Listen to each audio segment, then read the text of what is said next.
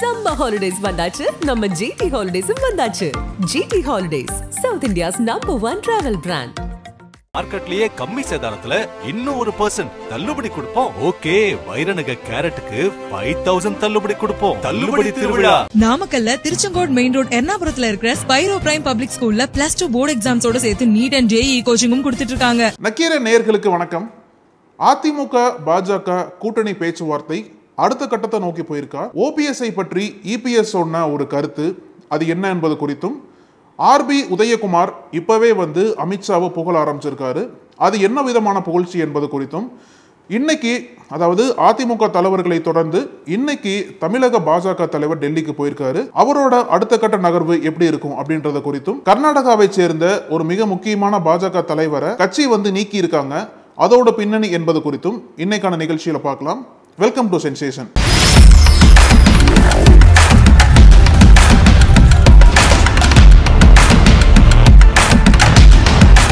அதிமுக பாஜக கூட்டணி பேச்சுவார்த்தை என்பது தமிழகத்தை தாண்டி இந்தியா முழுக்கவே பெரிய தலைப்புச் செய்தியாக மாறி இருக்குன்னு தான் சொல்லணும். ஏன்னா எப்போ எடப்பாடி பழனிசாமி தலைமையில் மூத்த அதிமுக தலைவர்கள்லாம் அமித்ஷாவோட 2 மணி நேரத்திற்கும் மேலே டெல்லியில் பேசினாங்களோ அப்போவே கிட்டத்தட்ட கூட்டணி பேச்சுவார்த்தைக்கான தொடக்க புள்ளி தான் இது அப்படின்ற செய்தியெல்லாம் வர ஆரம்பிச்சிருச்சு. என்னதான் ஒரு பக்கம் அதிமுக தலைவர்கள் அமித்ஷாவோட சந்திப்புல தமிழ்நாட்டோட பிரச்சனைகள் தான் முன்னிறுத்தி பேசப்பட்டதுன்னு சொன்னாலும், மறுபக்கம் நிச்சயமா அதுல அரசியல் பேசப்பட்டிருக்கு அப்படின்னும், இதுல இபிஎஸ் சில கண்டிஷன்கள் வச்சிருக்காரு, அமித்ஷாவும் சில கண்டிஷன்ஸ்கள் வச்சிருக்காங்கன்னு சொல்லிட்டு நம்ம நேத்திக்கே பார்த்திருந்தோம். இப்போ அடுத்த கட்டமா இபிஎஸ் வேலுமணியை தொடர்ந்து தமிழக பாஜக தலைவரும் டெல்லிக்கு போயிருக்காரு. இவரோட பிளான் என்ன? எதற்காக டெல்லி கலைக்கப்பட்டிருக்கார்? இவர் விரைவில் அமித்ஷாவை சந்திக்கிறதா சொல்றாங்க. ஒருவேளை தமிழக பாஜகவுக்கு புதிய தலைவர் வரப்போறாரா, இல்ல இப்ப இருக்கக்கூடிய தமிழக பாஜக தலைவருக்கு அடுத்த கட்ட டாஸ்க் என்னவா இருக்கும் அப்படின்ற கேள்வி தமிழகம் முழுக்கவே இருந்திருக்கு. இன்னைக்கு சாயங்காலம் தமிழக பாஜக தலைவர் அமித்ஷாவோட சந்திக்க வாய்ப்பு இருக்குன்ற செய்தியெல்லாம் சொல்லப்படுது. ஆனா இன்னும் உறுதிப்பட தெரியல. நம்ம பேசுறது வரைக்கும் கூட சந்திப்பு நடைபெறல. சந்திப்பு நடந்ததுக்கு அப்புறம் என்னெல்லாம் பேசப்பட போகுது, ஒருவேளை அதிமுக சொன்ன கண்டிஷன்ஸை அமித்ஷா தமிழக பாஜக தலைவர் இடத்துல விவாதிக்க போறாரா, அதற்கு தமிழக பாஜக எப்படி ரியாக்ட் பண்ண போறாங்க அப்படின்ற கேள்வி எல்லாம் எழுந்திருக்கு. இந்த சந்திப்பு குறித்த செய்திகளையும் சந்திப்புல என்னென்னலாம் பேசியிருக்காங்க அப்படின்றத பொறுத்து இருந்தா பார்க்கணும். ஆனா இப்படி தொடர்ச்சியா பல முக்கியமான தமிழக தலைவர்கள் டெல்லிக்கு போறது, அதுவும் இங்க சட்டமன்றம் நடந்துட்டு இருக்க சமயத்திலே டெல்லிக்கு போறது என்பது மிகவும் முக்கியத்துவம் வாய்ந்ததாக பார்க்கப்படுது. ஏன்னா இதுதான் அதிமுக பாஜக கூட்டணிக்கு தொடக்க புள்ளியா ஆயிருச்சு. இனி வரக்கூடிய நாட்கள்ல அடுத்த கட்ட பேச்சுவார்த்தைகள் மூலியமா 2 கட்சிகளும் மீண்டும் ஒன்றிணைந்து அடுத்து வரக்கூடிய தமிழக சட்டமன்ற தேர்தலை சந்திப்பாங்க அப்படின்றலாம் செய்தி சொல்ல போற சமயத்துல தான் ஒரு பக்கம் அதிமுக தலைவர்கள் என்னதான் கொஞ்சம் பேச தயங்கினாலும், இன்னொரு பக்கம் சில முக்கியமான அதிமுக தலைவர்கள் இப்பவே அமித்ஷாவை புகழ ஆரம்பிச்சிட்டாங்க. அதாவது யாரெல்லாம் அமித்ஷாவையும் சரி மோடியையும் சரி இதுக்கு முன்னாடி கண்டிச்சு பேசினாங்களோ, யாரெல்லாம் பாஜகவோட கூட்டணியே கிடையாது அப்படின்னு அடிச்சு சொன்னாங்களோ, அவங்க எல்லாமே தொடர்ந்து இப்போ அமித்ஷா புகழ ஆரம்பிச்சிருக்காங்க. அதுல குறிப்பா சொல்லணும் அப்படின்னா, தமிழக எதிர்க்கட்சி துணைத் தலைவர் ஆர்பி உதயகுமார் இவர் என்ன சொல்லியிருக்காரு அப்படின்னா, இந்தியாவோட இரும்பு மனிதரா இருக்கக்கூடிய சர்தார் வல்லபாய் பட்டேலோட மறுவடிவம் தான் அமித்ஷா. அவரை தமிழ்நாட்டோட இரும்பு மனிதர் எடப்பாடி பழனிசாமி 2 மணி நேரத்திற்கும் மேலா சந்திச்சு பல முக்கிய பிரச்சனைகள் குறித்து பேசியிருக்காரு அப்படின்ற ஒரு வீடியோ வெளியிட்டிருக்காரு. இதுல அமித்ஷாவோட புகழ்ச்சி தான் பெருசா பார்க்கப்படுது. ஏன்னா திடீர்னு அமித்ஷாவை இப்ப இருக்கக்கூடிய இந்தியாவோட இரும்பு மனிதர் அப்படின்ற ஒரு கருத்தை உதயகுமார் பதிவு பண்றது தமிழகத்தையும் தாண்டி கவனம் பெற்றிருக்கு. ஏன்னா இதுக்கப்புறம் தொடர்ந்து அதிமுக தலைவர்கள் பாஜகவுக்கு ஆதரவா பேச ஆரம்பிப்பாங்க அப்படின்றதோட தொடக்க புள்ளியா அது பார்க்கப்படுது. இன்னொரு பக்கம் ஓபிஎஸ் குறித்தான கேள்வியில எடப்பாடி பழனிசாமி இன்னும் ஆணித்தரமா ஸ்ட்ரிக்டா இருக்காரு. ஆனா அந்த ஒரு ஆணித்தரமான கருத்தை அவர் தொடர்ந்து காப்பாற்றுவாரா, இல்ல இதுக்கு முன்னாடி பேசின மாதிரி பாஜகவோட கூட்டணி இல்லை அப்படின்ற கருத்தை இப்போ பின்வாங்கின மாதிரி ஓபிஎஸ் மீதும் அவர் வைக்கக்கூடிய கருத்திலிருந்து பின்வாங்குவாரா அப்படின்றத பொறுத்து இருந்தா பார்க்கணும். அப்படி என்ன சொன்னார் ஓபிஎஸ் பத்தி அப்படின்னு கேட்கும்போது தான் இன்னைக்கு தூத்துக்குடியில எடப்பாடி பழனிசாமி அங்க பயணம் பண்ணியிருக்காரு. அப்பதான் அவர்கிட்ட கேள்வி கேட்கப்படுது, இந்த மாதிரி நேத்திக்கெல்லாம் போனீங்களேங்க, இந்த மாதிரி அமித்ஷா எல்லாம் பார்த்து பேசும்போது ஓபிஎஸ் கட்சியில இணையறதுக்கு வாய்ப்பு இருக்கா? ஏன்னா அமித்ஷாவோட மீட்டிங்லேயே எடப்பாடியோட மிக முக்கியமான கண்டிஷன்ஸ் இந்த மாதிரி அதிமுகவில் இருந்து பிரிஞ்சு போனவங்க, குறிப்பா டிடிவி தினகரன், ஓபிஎஸ், சசிகலா இவங்க எல்லாமே மீண்டும் கட்சிக்குள்ள சேர்க்க கூடாது, அதாவது அதிமுக உள் விவகாரங்கள்ல பாஜக தலையிடவே கூடாது அப்படின்ற கண்டிஷனை அமித்ஷாட்ட வச்சிருக்காரு. அதை தான் எடப்பாடி இன்னைக்கு தூத்துக்குடியில எதிரொலிச்சார். அதாவது மீண்டும் வந்து கட் அண்ட் ரைட்டா சொல்றாரு, ஓபிஎஸ்க்கு கட்சிக்குள்ள இடமே இல்லை. அதாவது அதிமுகவோட கோவிலா பார்க்கப்படக்கூடிய அதோட தலைமை கழகத்தை வந்து ஓபிஎஸ் ரவுடிகளை கூட்டு வந்து தாக்குனாரு.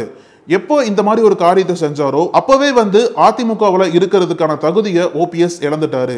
அதனால ஓபிஎஸ் கட்சிக்குள்ள சேர்த்துக்கிறதுக்கு இனிமேலும் வாய்ப்பே கிடையாதுன்னு சொல்லிட்டு கட் அண்ட் ரைட்டா சொல்றாரு.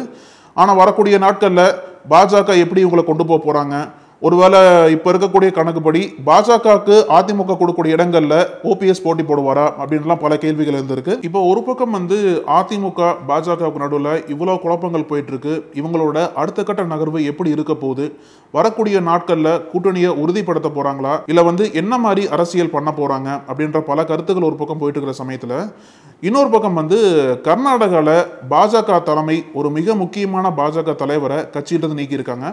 அது யார் அப்படின்னா பசனகவுடா பாட்டீல் எட்னல் அப்படின்ற தலைவரை வந்து கட்சியிலிருந்து ஒரு 6 ஆண்டுகளுக்கு நீக்கி வச்சிருக்காங்க. என்ன காரணம்னு கேட்டிங்க அப்படின்னா, இந்த எட்னல் வந்து பல மாதங்களா அங்க இருக்கக்கூடிய கர்நாடக மாநில பாஜக தலைவராக இருக்கக்கூடிய விஜயேந்திராவுக்கு அகைன்ஸ்டா அரசியல் பண்ணிட்டு இருந்திருக்காரு.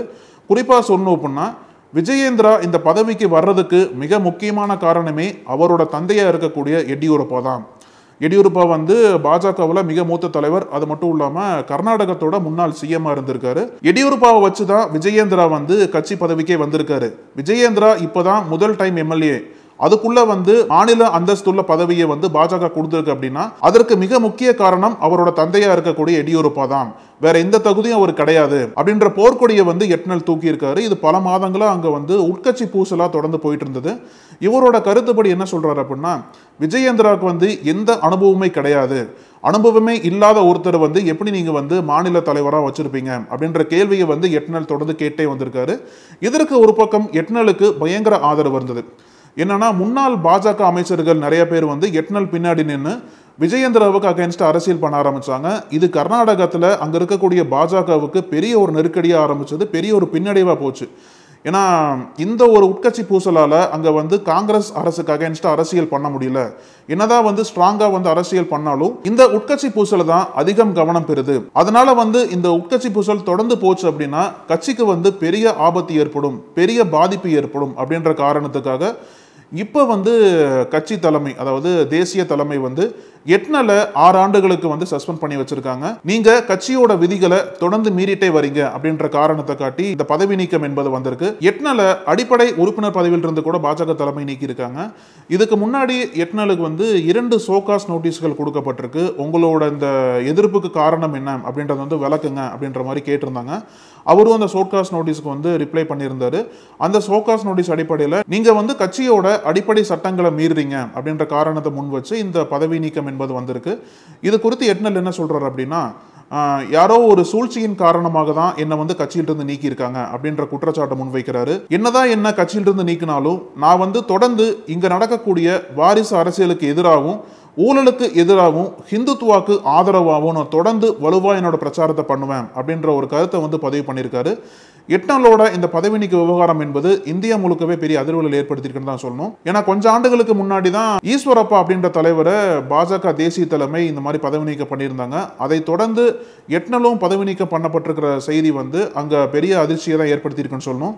இன்னொரு பக்கம் வந்து ஒரு ஆறுதலா அமைஞ்சிருக்கு எடியூரப்பாவுக்கும் அவரோட மகன் விஜயேந்திராவுக்கும். ஏன்னா எட்னல் மட்டும்தான் அவங்களுக்கு எதிராக இருக்கக்கூடிய பிரச்சாரத்தை முன்னின்று பண்ணிட்டு இருந்தாரு. இப்போ அவரையே வந்து கட்சி தலைமை நீக்கிருச்சு அப்படின்னா இப்போ அவங்களுக்கு வந்து ஒரு ரிலீஃப் மாதிரி கிடைச்சிருக்கு அப்படின்ற செய்தியெல்லாம் வருது. எட்னல் எடியூரப்பா மோதல் வந்து ஒரு கட்டத்தில் எப்படி போயிருச்சு அப்படின்னா, BL சந்தோஷ் தான் எட்னலை இயக்கிட்டு இருக்காரு. அதாவது BL சந்தோஷ் கர்நாடகாவை சேர்ந்தவர், எடியூரப்பாவும் கர்நாடகாவை சேர்ந்தவர். இவங்க 2 பேருக்குள்ளேயே அரசியல் மோதல் வந்து பல ஆண்டுகளா போயிட்டு இருக்கு. என்ன மோதல் அப்படின்னா, யாரோட கண்ட்ரோல்ல கட்சி வந்து மாநிலத்தில் செயல்படும் அப்படின்ற ஒரு மோதல் தான். ஏன்னா ஒரு கட்டத்தில் எடியூரப்பா கண்ட்ரோல்ல கட்சி இருந்த சமயத்தில் BL சந்தோஷ் ஆதரவோட தான் எட்னல் வந்து போர்க்கொடி தூக்க ஆரம்பிக்கிறாரு. எட்னல் வந்து விஜயேந்திராவுக்கு அகைன்ஸ்டா ஃபைட் பண்றதுக்கு BL சந்தோஷோட ஆதரவு இருக்கு அப்படின்றலாம் பேசப்பட்ட சமயத்தில் தான் இப்போ எடியூரப்பாவோட கை கொஞ்சம் ஓங்கி இருக்கு. அவரோட தலைமையில பாஜக செயல்படுற மாதிரி தான் பாஜக தேசிய தலைமை விரும்புது. அதனால தான் என்னதான் பாஜக தேசிய தலைமையில மிக முக்கிய தலைவராக இருக்கக்கூடிய BL சந்தோஷோட ஆதரவோட எட்னல் இயங்கினாலும் எட்னலை வந்து கட்சி தலைமை இப்ப பதவி நீக்கம் பண்ணியிருக்கிறது எடியூரப்பாவுக்கு ஆதரவா பார்க்கப்படுது. அது மட்டும் இல்லாம இந்த ஒரு பதவி நீக்கத்திற்கு பிறகு அங்க கர்நாடகத்துல பாஜகக்குள்ள நடந்துட்டு இருக்கக்கூடிய உட்கட்சி பூசல் கொஞ்சம் குறையும் அப்படின்லாம் செய்தி சொல்றாங்க. இனி வரக்கூடிய நாட்கள்ல எட்னல் தொடர்ந்து விஜயேந்திராவுக்கு எதிராக அரசியல் ஈடுபட போறாரா இல்ல எப்படி அவரோட நகர்வு இருக்க போகுது அப்படின்றத பொறுத்து இருந்தா பார்க்கணும். இப்போ தெலுங்கானால ஒரு மிக முக்கியமான நிகழ்வு என்பது நடந்திருக்கு. என்ன அப்படின்னா, சமீபத்தில் சென்னையில முதல்வர் ஸ்டாலின் தலைமையில ஒரு மாபெரும் கூட்டம் நடைபெற்றது. அந்த கூட்டம் எதற்கு அப்படின்னா, பாஜக அரசை கண்டிக்கக்கூடிய விதமா இருந்தது. எதற்காக அப்படின்னா, இந்த தொகுதி மறுசீரமைப்பு பண்றது தென்னிந்தியாவுக்கு அதிக பாதிப்புகள் ஏற்படுத்தும் அப்படின்ற ஒரு கோஷத்தோட இந்த கூட்டம் நடைபெற்றது. இதுல தென்னிந்தியாவை சேர்ந்த பல முக்கியமான தலைவர்களாக கலந்து கொண்டாங்க. அதுல முக்கியமானவர் சொல்லணும் அப்படின்னா, தெலுங்கானா சிஎம்மா இருக்கக்கூடிய ரேவந்த் ரெட்டி. ஸோ இவர் தெலுங்கானாவில் தெலுங்கானா அசம்பிளியில் ஒரு தீர்மானத்தை கொண்டு வந்திருக்கார். தொகுதி மறுவரைக்கு எதிராக இந்த தீர்மானம் முன்மொழியப்பட்டிருக்கு. இதுதான் இந்தியாவிலேயே தொகுதி மறுவரைக்கு எதிராக கொண்டு வரக்கூடிய முதல் தீர்மானம். அதுவும் இங்க ஸ்டாலின் கூட்டின கூட்டத்துக்கு கொஞ்ச நாளுக்கு அப்புறம் தெலுங்கானா சிஎம் இந்த தீர்மானத்தை கொண்டு வந்திருக்கிறது இந்தியா முழுக்கவே பெரிய பேசு பொருளாக மாறி இருக்கு. ஏன்னா ஸ்டாலின் கூட்டத்திலேயே என்ன பேசினாங்க அப்படின்னா, ஒவ்வொரு தென் மாநிலங்களும் இதுக்கு எதிராக தீர்மானம் கொண்டு வரணும், அதாவது மக்கள் தொகை மட்டுமே அடிப்படையாக கொண்டு இந்த தொகுதி மறுசீரமைப்பு பண்ணக்கூடாது அப்படின்ற கருத்தை முன் வச்சு இந்த தீர்மானங்கள்லாம் முன்மொழியணும் அப்படின்ற ஒரு இதெல்லாம் போட்டிருந்தாங்க. அதனோட நீட்சியாக தான் இன்னைக்கு தெலுங்கானால ரேவந்த் ரெட்டி இந்த தீர்மானத்தை அசம்பிளியில் கொண்டு வந்திருக்காரு. கொண்டு வந்து அங்கே பாஸ் பண்ணியிருக்காங்க. இதில் முக்கியமாக என்ன சொல்றாங்க அப்படின்னா, மத்திய அரசு எல்லா மாநிலங்களோட கலந்து பேசி தான் இந்த முடிவு எடுக்கணும்.